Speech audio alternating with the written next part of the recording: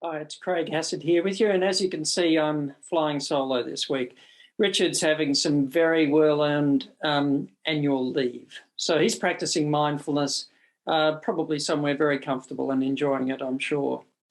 I'm really enjoying being here with you and also reading some of the reflections and comments this week. And thank you for everybody sharing your insights, a bit your encouragement and support of other learners, because we all learn from each other. And I hope you're also following Sherelle's comments and input as well, because that'll really help to reinforce your understanding of it. And now, some interesting topics we'll just explore for now. So mindful relationships really starting to come to the fore. And how do you negotiate those sort of things where you've got different preferences, the people you're living with, and especially for some people around the world who might be living in lockdown, where relationships can certainly get very close, a little bit too close sometimes, and we butt up against other people.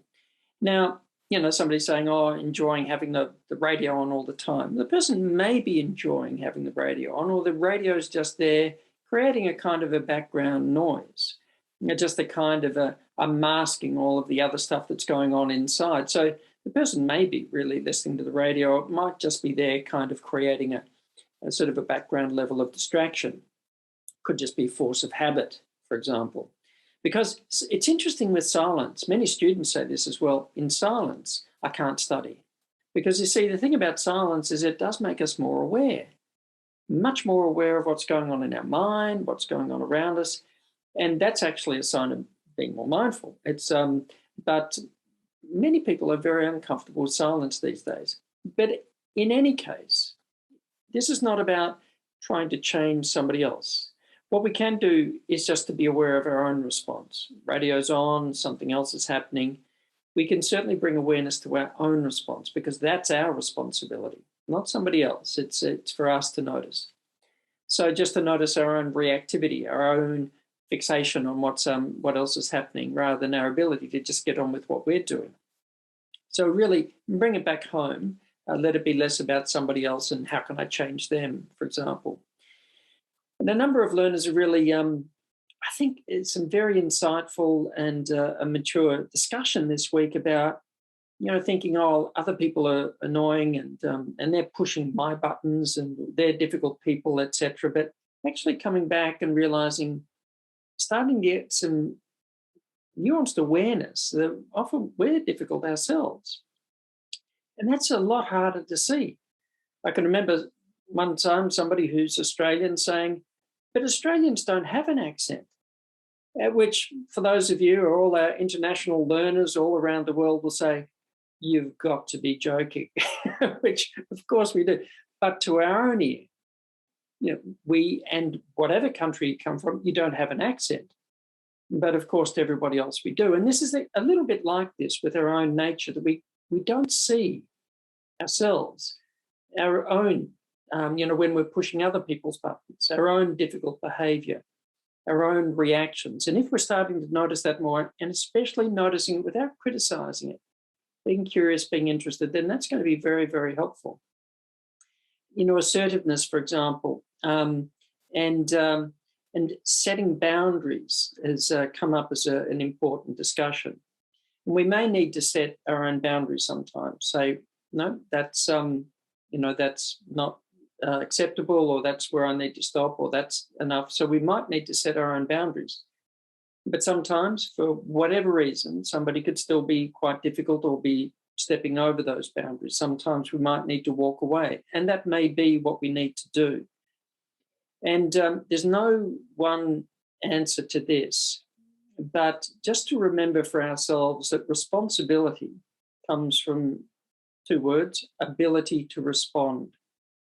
And we don't have the ability to respond for somebody else. We do have the ability to respond for ourselves.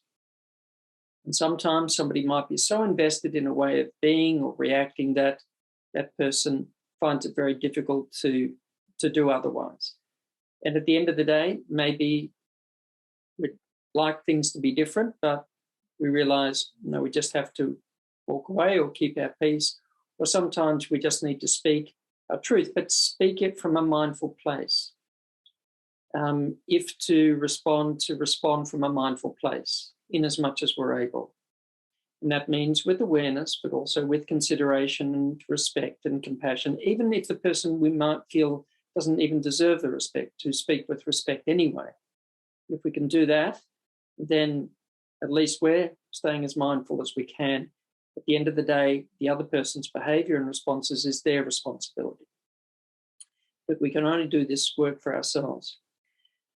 A lot of interest in the exploration of compassion and empathy, and how they're quite different things, and exploring different ways of caring. And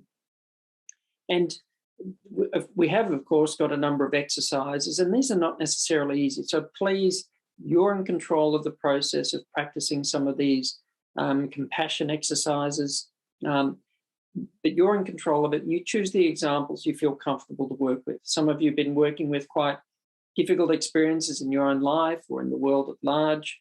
Please work with what you're comfortable and feel ready to work with. So, and you might find that something you're not ready to work with yet, but you might find in a week, in a month, in a year, you are ready to apply some of these exercises to some of the more challenging relationships and situations in life. The loving kindness meditation has been used by some learners, like even prior to going into a meeting with somebody you feel might be very difficult and so on, and actually finding that practice helps one to go into that meeting, but with a much more neutral mindset, much more open, less reactive, able to make space for that person even if they're being difficult. But funnily enough, finding that different way of being also translated into a different unfolding of the meeting. Because very often we go in with our own habitual assumptions and reactions, and something happens and bang, there's automatic pilot, and all of a sudden in this kind of habituated way of communicating and relating. But if you go in a much more mindful way, then you might find that it opens up a whole different range of opportunities. And we certainly don't feed that divisiveness by what we take into the meeting in the first place. So useful to have a few mindful moments prior to going into those meetings, because it can be very, very informative. It's a bit of an eye-opener sometimes. So, and people learning about a different way of caring. And we often use a word like care, and what we're talking about is really a level of anxiety born of attachment and born of worry or fear. And that's one kind of caring. There's another kind of caring with awareness, with detachment, with openness, with compassion for ourselves and compassion for the other person. So there's a different kind of caring that can come from a mindful place. And I really hope that exploration continues to open up over the coming weeks. So lots of interesting discussions this week. One other thing that came up is about caring and actually when somebody else is caring for you, and to actually receive that care.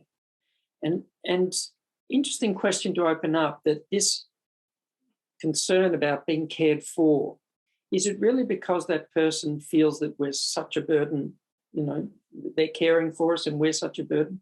Or is it because we've got a narrative in our own mind telling ourselves that we're a burden, and telling ourselves that surely this person doesn't want to care? But if that person may be very happy to, in fact, caring is really opening up their heart, opening up their life. So suggest that perhaps not to worry about whether this person's finding it a burden, because that could be a whole unhelpful narrative in our mind, but pay attention. Because if this person really is under stress and under burden, then, that's one conversation.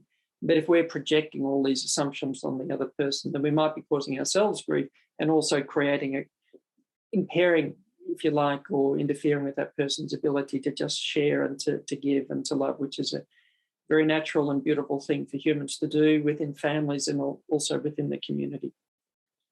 So that's all for this week. Next week, we'll be exploring self-compassion, emotional health, dealing with pain.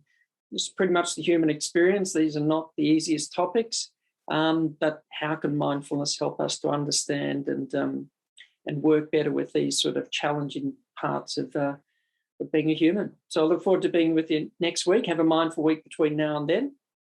Bye for now.